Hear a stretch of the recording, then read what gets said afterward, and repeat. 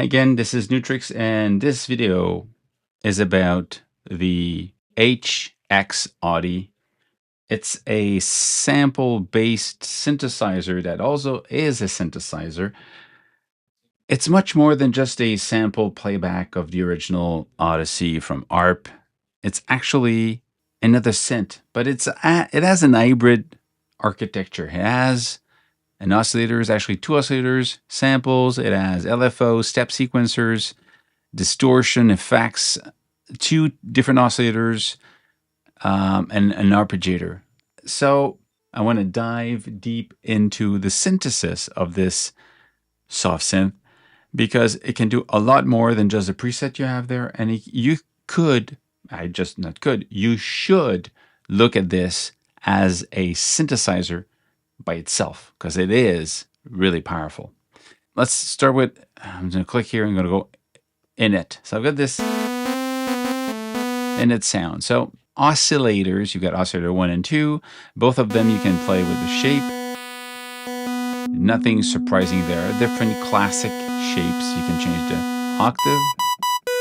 Now note that if I play it and I change, while I play my key, it doesn't change. It changes if I play it again. The color, again, it works as you play it again if you release the key.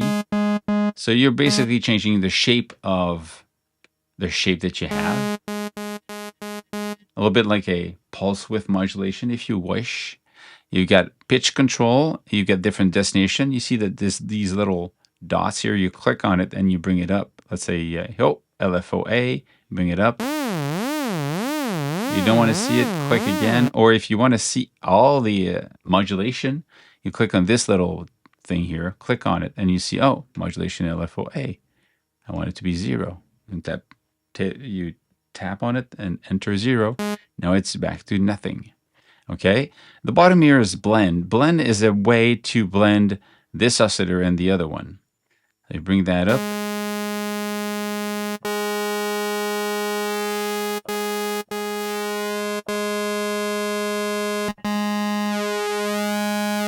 So you're playing with pulse width modulation in this case.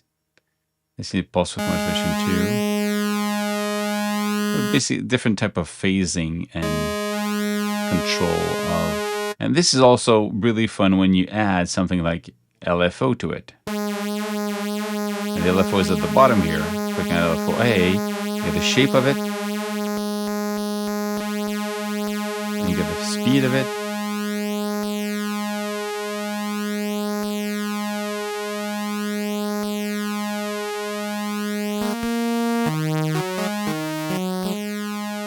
Okay, so pulse width 2, blend plus, blend minus, blend plus and minus, formant,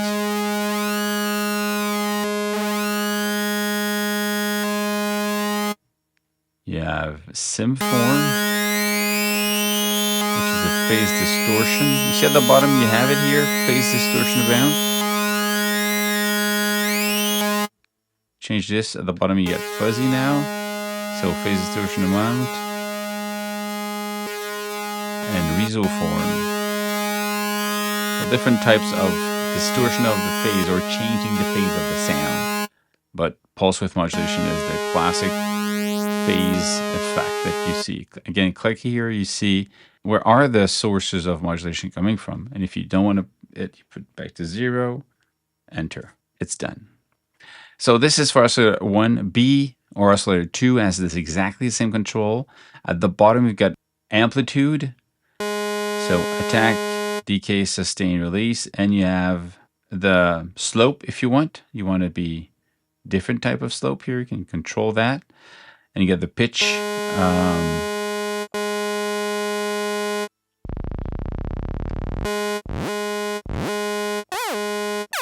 can have a drop in pitch when you start. So you got only just time of the gliding.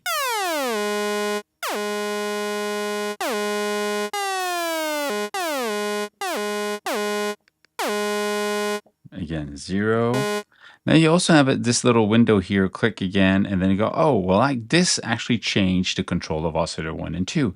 Now we get more control, you get the tune. So the original one was the pitch, or octave here, and pitch. So octave is an octave, and pitch is in semitone and cent. Okay. And the tune doesn't work until you ask for more unison voices. And when you ask for more, then you can detune them. It becomes really fast, really cool, and really quickly.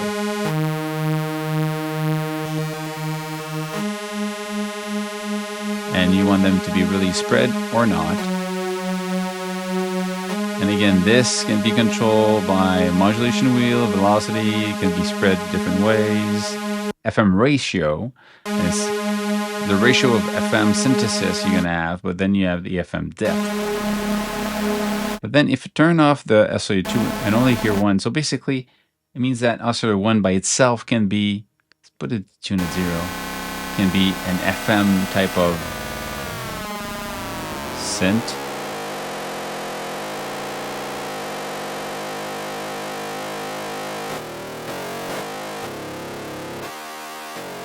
And you also can have this being controlled by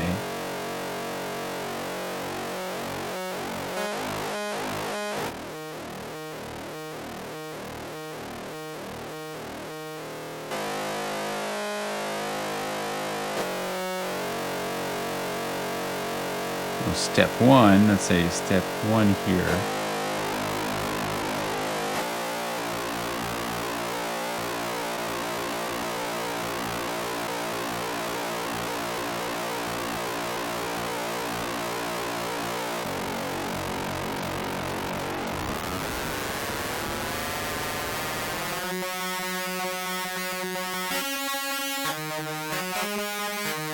So a lot of control you have here, which is really awesome for this. I mean, we never think you have all of this here. And you have it twice. You have it for oscillator 1 and oscillator 2. Very, very powerful. Quickly can create very heavy sounding sound, either distorting, aggressive, or very just fat and large. So this is for oscillators 1 and 2. Let's bring these down. You've got, I just clicked here to turn them off. And again, the volume here can be controlled at different destinations. So you could have, let's say, an LFO inversely controlling 1 and 2, and then you would go from one to the other. So really powerful. A noise generator, and then you get different type of noise, pink stereo, and white stereo. And you got the sample. That's the one I want to listen now and bring the sample on. I've got this raw sample. Of course, you can have all of these classic original tone that was part of the patch book of ARP Odyssey, the original one, and it will tell you, well, you know, if you patch it this way, you're going to get this sound. So the quick and interesting aspect of this is you can have access to these classic sound without even having to learn how the Odyssey worked. It's really just about loading in the presets, and then you've got what the Odyssey would sound like at the time. But then you can do much more. You can play with the start, so where you can start later in the sound instead of having the attack. Color, higher and brighter. So you're kind of playing a little bit with the frequency content. Pitch, of course, you can change the pitch of it. 0 and enter. Octave, same logic. Then you also have unison, like we just said. Let's say we take another sound. Let's say we go, I don't know, lead, aggressive. Turn it on. Right away you get this massive.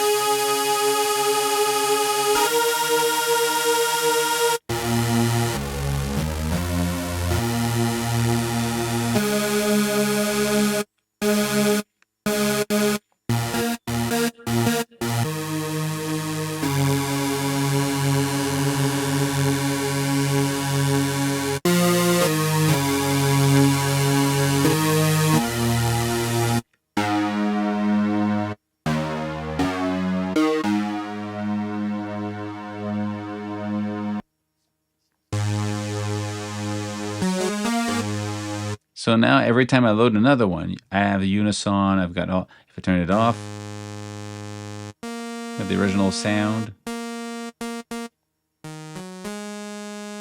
And you have access, same logic. It goes through the same amplitude envelope. You get this. Now, after going to this, you have, of course, the volume for all of them. And then going to the filter, you get two filters, oscillator filter and sample filter. Oscillator, the two oscillators, they combine, they mix together, and then go into the filter. I think they also combine with the noise. If you turn all of these on, that's it. All the oscillators section here, all of this goes into oscillator filter. You got two of them. You got high pass and low pass. And this is also really fun. The fact that you get the two of them. And you have an envelope. You can control the high pass and the low pass. And create these really nice sound. Two filters running at the same time, and low pass and high pass. It is something that can be so aggressive instead of just like that.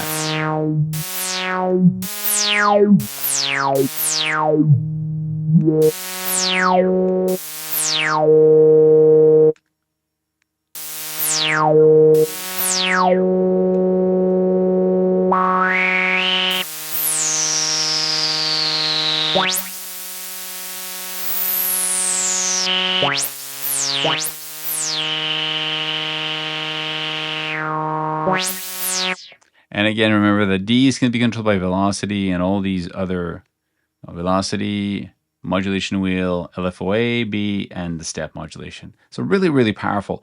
And you have in parallel, you have the sample filter. So the oscillator can be filtered, the three of them, two plus the noise, and then the sample filter can also turn it on. And then let's say I just turn these off for now and turn the sample back on.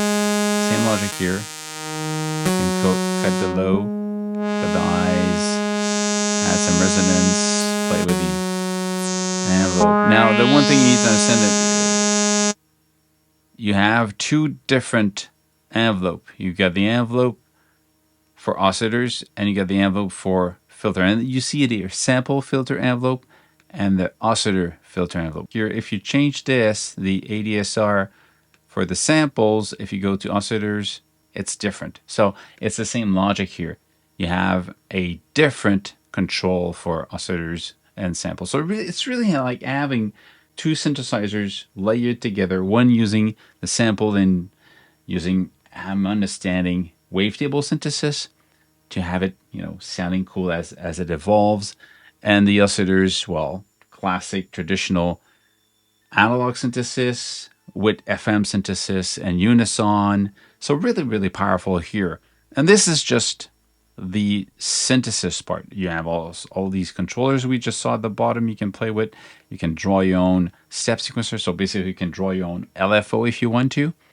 But then you go into effects, and then you've got access to delay, reverb, drive, chorus, flanger, EQ, maximizer, and they're all pretty cool.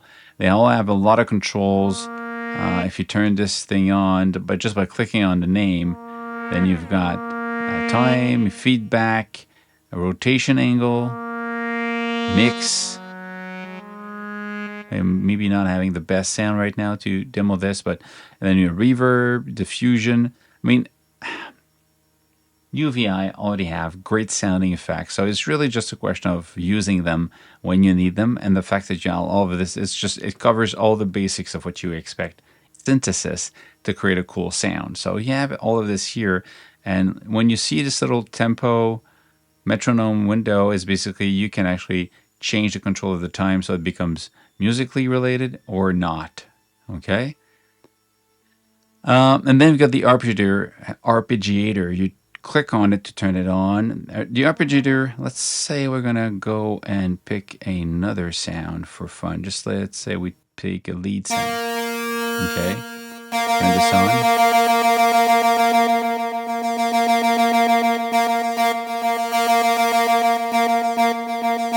So right away you got this. You can link them together.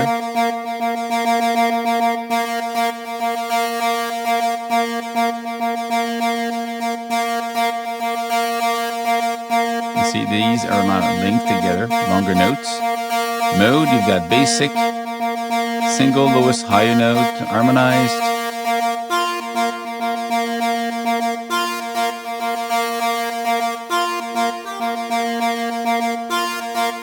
Chord.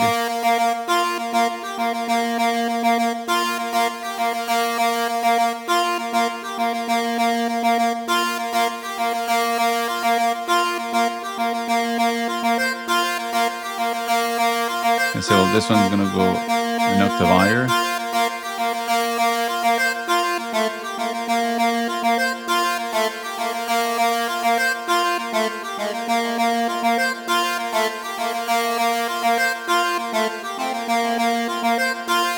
Well, that's just the pitch. Okay, that's just one note.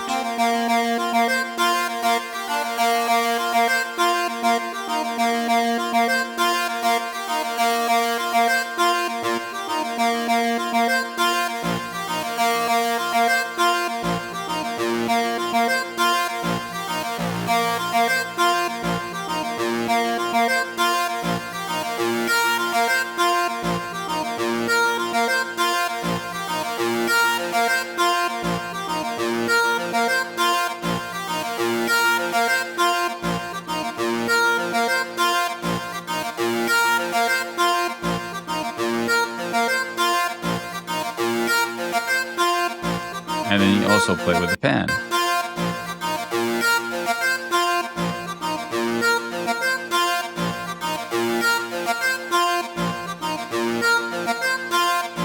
So really quickly you can create very interesting way of playing with it.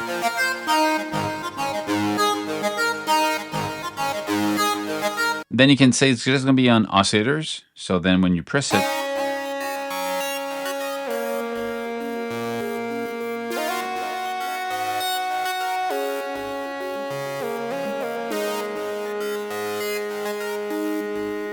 so you hear the oscillators being controlled by the arpeggiator, but the sample is stays.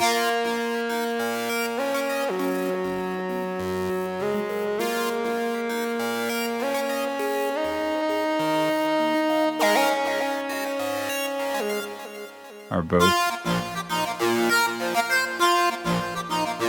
How many steps you want to use?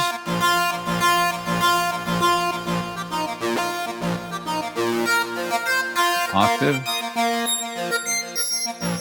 And the speed.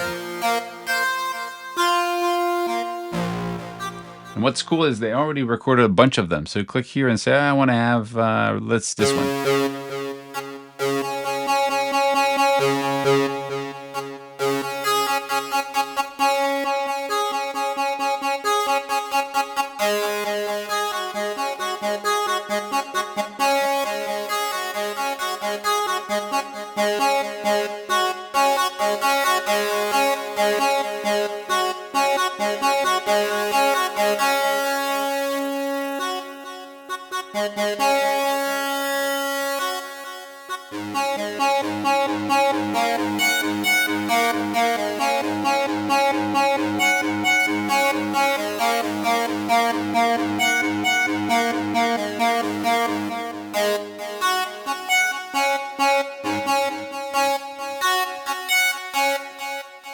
That's how it works. You have this great arpeggiator you can play with. You have the effects. You've got a lot of control into the edit window. It's just a really powerful synthesizer that kind of hidden inside this sound bank. So that's it. I mean, I hope this is good for you to give you ideas and, you know, getting you into making your own sound. You don't have to start from scratch. There's a bunch of really cool sounding presets there. You can just pick and then tweak a little bit to make it your own. And that's why this is interesting, the synthesis part of it. So the other video is about the presets. Just listen to them. But each of the presets, I was able to make them even cooler and more to my taste by going into the synthesis part, and make it into my own stuff. Stay safe, make more music, and see you soon. Cheers.